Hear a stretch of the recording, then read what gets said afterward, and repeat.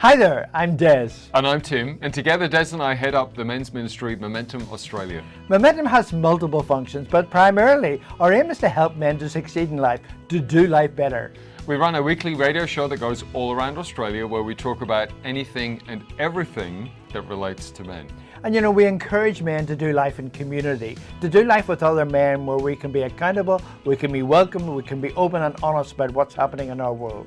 We'd love you to have a look around our website. That's momentumaustralia.org. There you'll find a bunch of resources to help you on your journey and all of our previous episodes and topics. We thank you for your interest in Momentum Australia, and we hope you enjoyed this video today. Okay, well, welcome to this week's Momentum. Once again, it is Tim and Des with you as we launch into another show, and it's we haven't got there yet, but I'm sure it's going to be an absolute cracker, and I'm going to encourage you to stick around for this one. Always a great pleasure to have my co-host and friend Des Kennedy with us. How are you? I'm good, my friend. That's good to be with you. You know, as an old man, you know, it's good to be able to do something that's really helpful for people. Well, a productive member of society. Thank you, Des. Yeah, that's right. I just want to remind folks, guys, if you're listening and you need some information, like all our podcasts are all on our website. So don't forget our website, momentumaustralia.org.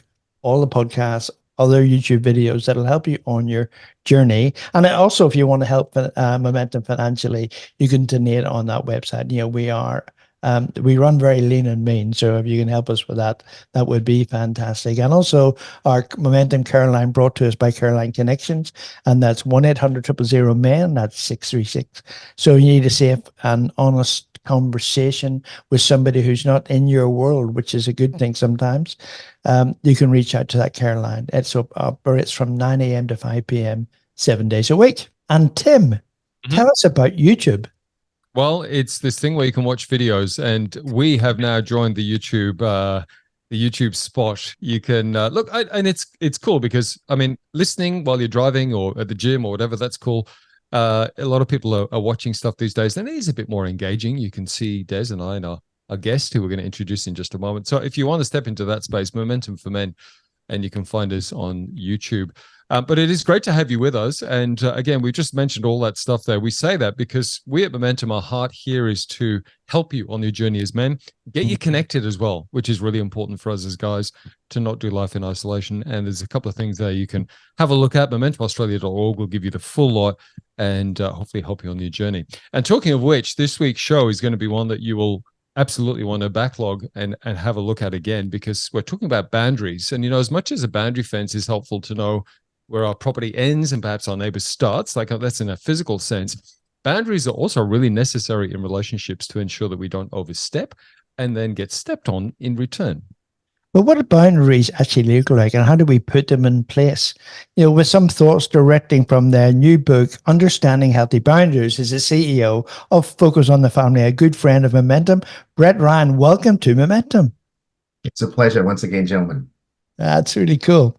It is super great to have you back. And so we're exploring, it's a new ebook I think you've launched. And it's a great business model because it's free. And they go to our website at families.org.au. They can download a free ebook, and it's got different topics that we probably will talk about over the next couple of weeks about some of the things that apply to us and how important they are for our well-being, mentally, physically, emotionally, relationally, and so we can thrive, not just survive, but thrive.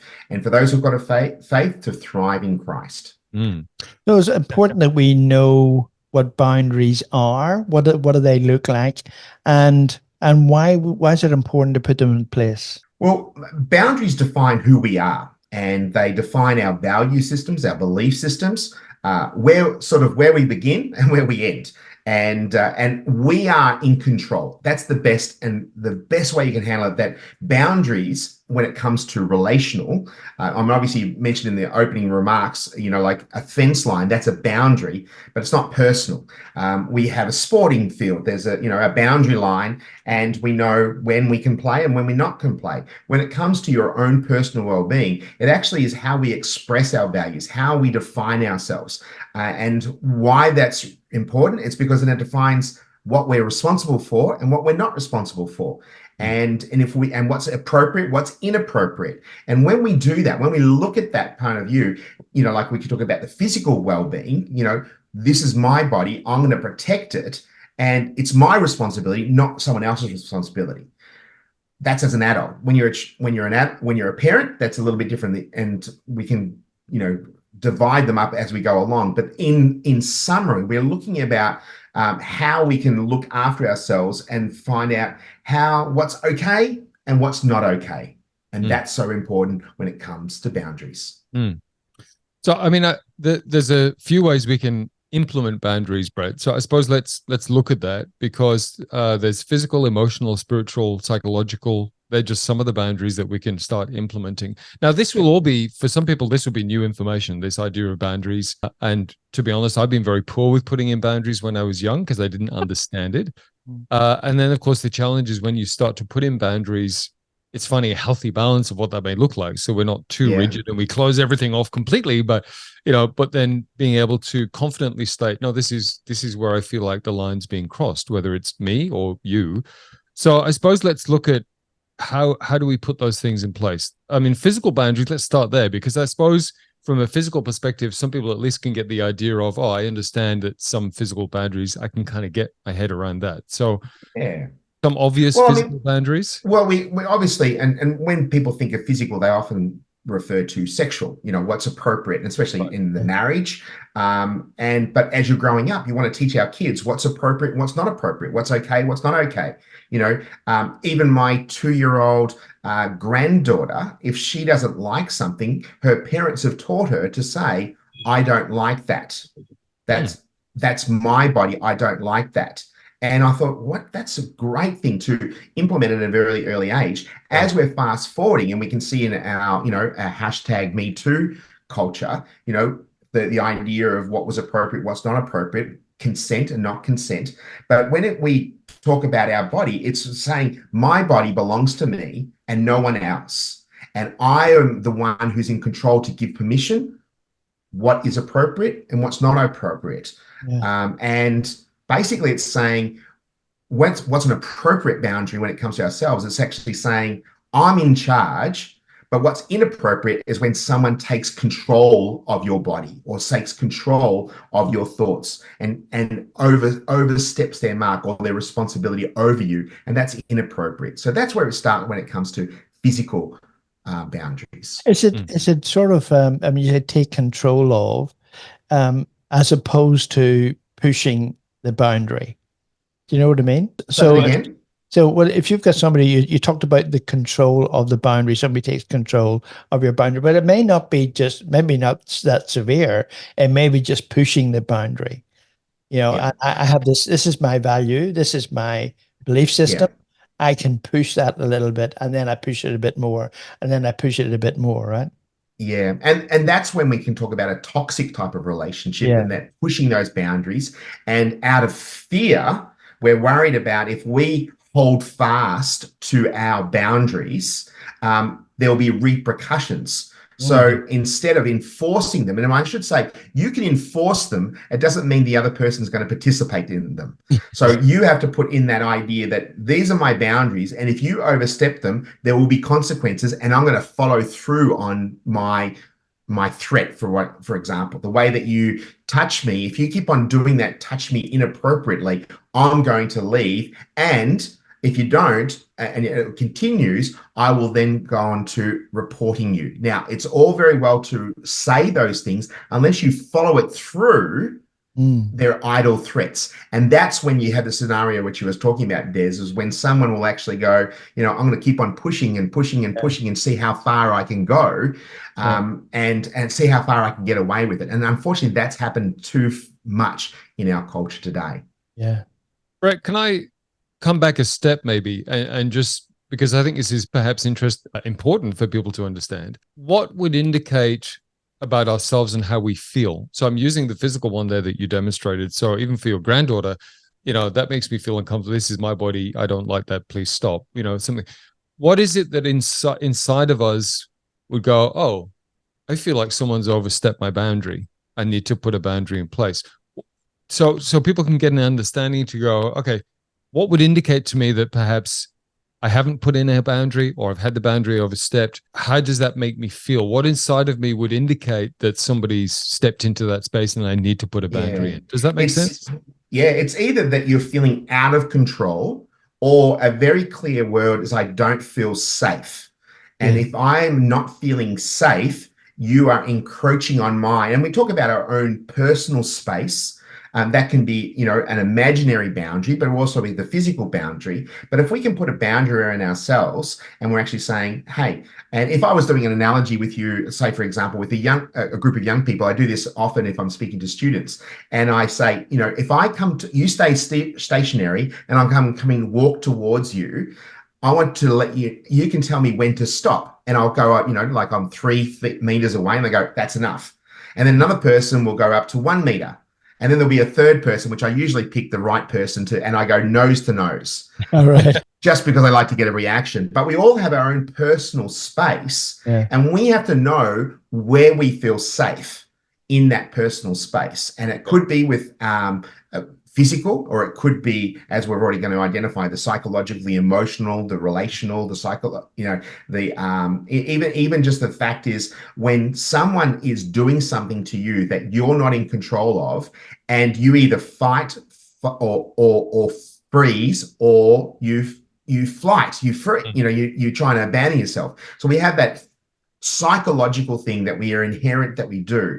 And sometimes, or unfortunately sometimes, because of the fear of the repercussions, and that's where we get into domestic violence. And people say, why didn't you just walk away? Well, it's sometimes feeling safer to stay in there because they don't want to have the repercussions. And so anytime you're made to feel inferior, anytime you're made to feel like you can't be your true self, or you have to walk around on eggshells, is a feeling of unsafe environment. And that's the reason why we need to know, what are our value systems? What are our belief systems? Where do we start and where do we finish? What is my responsibility? What is not my responsibility? And when we can have that aha moment, then we can actually say, I'm thriving in my little space, and now I'm going to meet somebody, or I can interact with other people in their space, because I know who I am, and I know what's right and what's wrong, what's going to be good for me and what's not going to be good for me. Isn't it fair to say that people's boundaries are defined by a number of things? It's certainly defined by what you're taught as a child and what you grow up with and what your values are in growing up, but they're also set by circumstances that you have encountered. So somebody who has, let's say, been sexually abused, or they will change their boundaries to get safe. So boundaries are fluid in that sense, aren't they? But they can be, and they change with relationships as well. So when you're growing up and you're, like trying to protect your purity, you know what those boundaries are. Then you get married and you're in the covenantal relationship, and if both feel good about it, then it's both feeling safe. But everything has a repercussion. Our family of origin has a significant part to play in the way that we do life. And that's a whole nother conversation. But our family of origin has a significant part to play. And all those experiences help shape who we are. And then if we get married, then another person's going to have a different experience. It doesn't make one right or wrong. It's just different. Exactly. But as we're going into environment, and I'll just do a little bit of disclaimer, not everything that happens to us is necessarily, we can throw that a line, I feel unsafe, and it may just be that someone disagrees with you. And in our council culture, that people say, instead of actually having a debate or a civilized conversation with somebody, we might just default to, I feel unsafe, you're wrong, and I'm right. And then we put it under that blanket. So I have to put a disclaimer. Not everything is unsafe. And but there are significant situations where some people are genuinely unsafe because of the circumstances, the feelings, the emotions that are building up, and they can't be their true self. Can I bounce off the back of that? And this is, again, I think it's a really great point you've made, Brett. And this is no disrespect to anybody, but I think we are in a culture where we've lost the art of actually agreeing to disagree. It seems a lot of people now, it's like, oh, I just don't agree with you, so I cut you off. The boundary is now like a 6 feet thick concrete wall. Whereas Yeah. before it was like, oh, we can agree to disagree, but we can still have a friendship. And I think we are now more in a culture where we go, oh, you disagree, therefore I feel unsafe because I don't know if I can trust you because you have a difference of Yeah. opinion. So rather than me keep the friendship or relationship, we just sever it, which is Yeah. unhealthy as well, right? And very much so. And so that's why I wanted to put that disclaimer. Not everything is always unsafe, but we can, put it under that blanket. But I'm talking about those those feelings. Like, for example, if we're going into another, a sort of our opinion, we should know our boundaries. Our opinions matter. They matter to us, and they matter to other people, but it doesn't mean that they have to like everything. We have to know what our own likes and dislikes. If someone forces you to like something that is nothing that you do like, for example, that's your boundaries being compromised. So that's the reason why we need to know ourselves, and and it helps establish our identity. Yeah. And so that's a psychological boundary, and that leads into an emotional boundary where it talks about, my feelings, my beliefs, my value systems, that's mine. It's okay to have those things. It's okay to have the feelings or the emotions that go along with those with a decision or an action or my words. And it's okay to be you. But we should learn, as you were saying, Tim, we should learn to be able to have civilized conversations, even if it's contrary to our value systems. We should be open to at least have a discussion. Help me understand what makes you think that. Help me understand how you've come to that conclusion, because I want to learn from you. And then if you're doing do unto others that you'd have them do unto you, then they might do the same thing. And then we can have a much more civilized society if we're learned to do that. But unfortunately, we live in a cancel culture. That poses a question then, when we are in that space and say it's a relational space and we have our emotional boundaries in place. And I suppose I'm speaking particularly into the marriage space here, because it's good to have some boundaries in place, but at the same time, there needs to be flex and compromise. Otherwise, if we are so rigid, we don't, then, we can lose the marriage and it can become toxic. So how do we navigate maintaining some healthy emotional boundaries, but also flexing a little bit so that we don't burn the relationship? Yeah, I mean, boundaries in marriage, when we both are in agreement, we're both feeling safe, we both feel good about it, we know who we are and our identity, it can actually be harmonious. It's a wonderful thing. But if someone steps over those boundaries, then there is potential for harm, and we don't want to do harm. So I would say a word that, for those who come to like, for example, our marriage retreats, we talk about this, and we talk about the win-win, that we want to make so that both parties feel good about it. Because the word compromise, and although we might, be wordsmithing, but when one person compromises more than the other, they actually lose. Yeah. And if one person loses, you both lose. It's like a team. We win together, we lose together. But you're not going to put the onus on one person. And in a relationship, you both want to win together. So we like to have what we call the win-win, that you both come to a conclusion, you both come to a decision that you can both feel good about. And so whether that's, how the bathroom's made, or the renovations of a kitchen, or, there's sometimes that they're important. They're very important that both feel good about it. Because if someone gives in a little bit, they might have a seed of resentment. I gave in. The other person feels like, yeah, I won, and they might not say it out loud, but it can feeling a little bit dominating. And so, like financial decisions, you should discuss these things. That's why communication is vital for a healthy relationship. And so when someone feels like they're being not heard, and this is sort of like the relational boundary, if you like, when the other person's not respecting your opinion, as I've already mentioned, do unto others, you'd have them do unto you. If you expect to be respected, you have to give respect. Yeah. And that comes in an idea with whatever decisions you make in a marital relationship, that you want to be heard, you want to have your opinion validated and at least acknowledged, not being dismissed and saying, you have nothing, you don't know what you're talking about.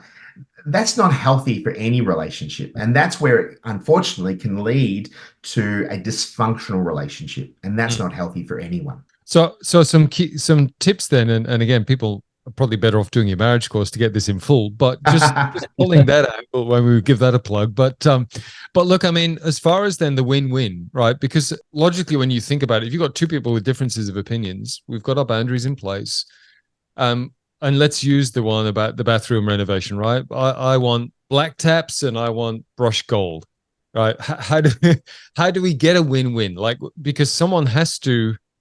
Yeah, How does it's a that matter work? of it's allowing. I don't use the word debate, but it's allowing for the other person to validate. Help me understand, why do you want black taps?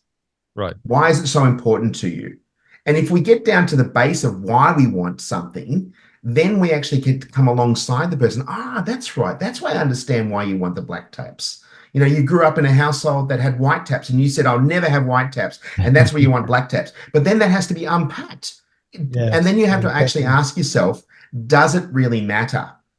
Because some decisions don't really matter. Right. But if the other person doesn't feel heard, let's put it this way: if you can have a conversation with your spouse and you're sharing your feelings, and the person says, yeah, that must be really tough. Yeah, I understand that might make you frustrated. Yeah, I understand that what I've done has caused you unrest, and I'm really sorry. Unfortunately, we still need to make a decision. How can we come to an agreement? What would be something that will help you and I come to this conclusion? It's feeling like we're coming alongside. We're not being a dictatorship. We're actually doing this together and working in partnership, because together, TEAM, together, everyone achieves more, and you are a partnership. It's not a dictatorship. And that's what we want to do. It's not about me. It's about we coming into Yes. a decision. So, One set of boundaries I will love you to explain, because I don't understand, is spiritual boundaries. What does that mean? Spiritual boundaries, I mean, if we're looking from a church point of view, and I've had the displeasure of hearing some horrific stories that the church has abused their power, their spiritual position or authority, and people have been harmed. And we can hear about the sexual, damage that's done, but it's also been making decisions for other people, saying, and I've been part of communities or churches and seen it firsthand when a pastor says, you cannot have anything to do with your family if you step outside this church, because we are in the right and they're in the wrong. And that's a form of spiritual abuse. That is not great, and that is not ideal, and it's not God honoring. Then there's another side of thing, is that you might have a situation where a husband, and I think we may have discussed this in a previous podcast, can actually use the Bible as a form of authoritarian style of leadership, because they go to Ephesians 5:21, where it says, wives, submit to your husbands, but forget there's a verse just previous to that where it actually says, submit one to another, out of reverence for Christ. Right. yeah. And so I have heard horrific stories when men have abused that power, that authority, that spiritual headship that God has ordained, to actually use it as an iron fist rather than in a loving, compassionate way. And they use the Bible to back it up. And that is a form of spiritual abuse, and is not a boundary that is very good. It is the antithesis of things like that. So I would say that, and in a situation where there's a couple making decisions, and the husband says, well, I'm the spiritual head of this household, and use it with an iron fist, that's not as God sent his son Jesus to actually say, Jesus died and he was willing to sacrifice his life. That's the greatest love. Are you willing to sacrifice your love, your wants, your desires to serve your family and to serve your spouse? That's true love. And that's done with compassion and thoughtfulness and sacrifice, and not done with a fist. And that's unfortunately where spiritual boundaries can be compromised. Yeah, and you see that so much. I mean, especially in the church sphere, where it's like absolutes. It's absolute one way, or it's absolutely another way, and so it's very hard to find that compromise and that middle ground, and that the love entry into that in that space. It really is difficult. Yeah. Yeah. I mean, whenever you hear someone say, don't touch the anointed, which means they're actually saying, Yes. I'm not accountable to anyone because I am God ordained and I've got the spiritual authority. That is not a spirit of humility or teachability or accountability. It's actually saying, I am greater than God and I'm putting myself at the level of God. And that is not a healthy environment to be in. So unfortunately, it happens in the workplace. It can, like a form of authoritarian type of style that I'm the boss, you do have to listen to what I have to say. And it can happen in the church because unfortunately egos get in the way. But can I just also say, this does not give people an excuse to not be participating and being connected to a church community.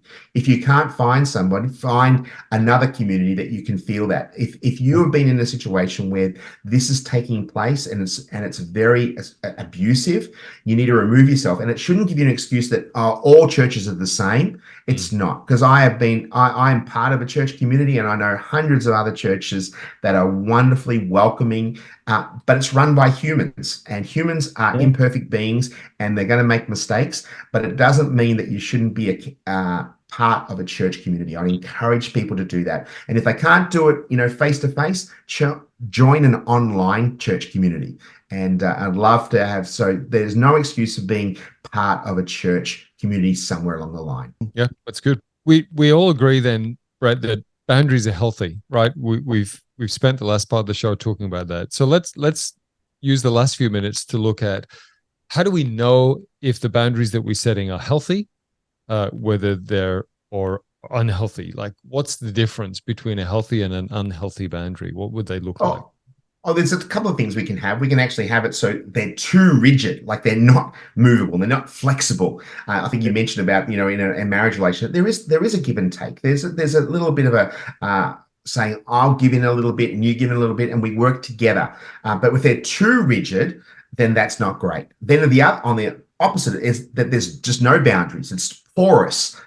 There's just you don't know where it is. And especially in parenting, if you're too rigid or too strict, it's not great for the kids. And then again, the other side of things, if it's very permissive, kids don't thrive. Kids want to know what the boundaries are. They thrive. Right. And every healthy relationship, you know what is where the boundary is and where it stops. Other things, if they disregard, and we've already spoken, disregard your opinions or disrespect your opinions or your values, or do things that you do not want or you do not need, and they're forcing it upon you. Another thing is that you might feel responsible for another person. I'll use the example that the boundary is that other person expects you to make them happy. And that's a unhealthy boundary. It's placing enormous pressure on them. If you have someone who's got an addiction, they think, well, you need to help me go through this, but you need to provide me with money, or you need to provide me with my things that I need. If you don't, then you are not a loving person. Well, that's not a healthy either. So you're actually trying to either the responsibility of fixing somebody or the responsibility of making them happy and making them fulfilled. We are individuals and we need to find our identity in Christ, and then it helps us with our relationships horizontally as our vertical relationship grows. But when someone places that pressure upon us to be all things, then that's unhealthy. And so the final thing is, we've always talked about the physical touch. No one should ever touch you if you haven't given permission. Now, we don't have to. I mean, the full swing has in our culture today is that we're getting to a point where people have to sign a contract of what of consent, what's appropriate, and things. That's the pendulum swinging too far, especially in a culture that's very sexually permissive. You can do whatever you like, but you have to write it down in triplicate, and then it's signed by. It's quite ironic. But then in a relationship, is that you're doing things. Especially in the ideal of sexual intimacy in a relationship, it's in age appropriate and in the confines of a marriage. If both parties are feeling good about it, then you don't have to write it down. It's said that. But if someone forces someone to do something against their will, then that's unsafe. Yeah. It's good. There's a lot in this show, and there's a lot more that you can unpack this with yourself. It's the brand new ebook from Focus on the Family Australia. It's called Understanding Healthy Boundaries. It is available for free at the website, families.org.au, and there's more of what we've just talked about in the ebook. So I encourage you to go to the website and check that out. That's families.org.au. Our special guest this week has been Brett Ryan, the CEO of Focus on the Families Australia. Brett, so much in that. It's been a very educational half hour. Thanks for your time on Momentum this week, mate. Thank you. You're more than welcome. Bye-bye. Thank you for watching this week's show, and we hope you subscribe to Momentum so you can find out what's happening in the shows in the future. Absolutely. And keep an eye on our website too. That's momentumaustralia.org. There you'll find all of our shows and a whole heap of resources to help you on your journey. That is momentumaustralia.org. Until next time, keep moving forward with Momentum.